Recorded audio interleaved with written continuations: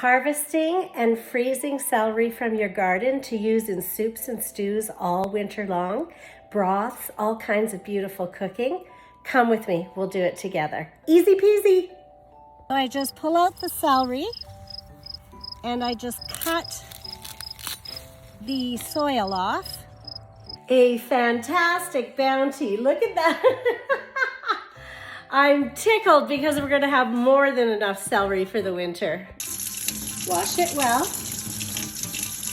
drain it in the sink, put it on a nice clean towel for about an hour, 2 hours, just to have it nice and dry. After laying it out for a while and getting rid of the excess water, you can either chop them fine like this, or leave them a little bigger, put them in a freezer bag and pop them in the freezer.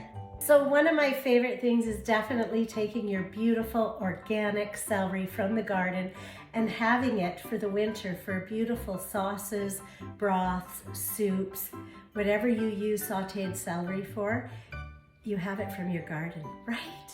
One of my favorite things? Yes, and you have a great day.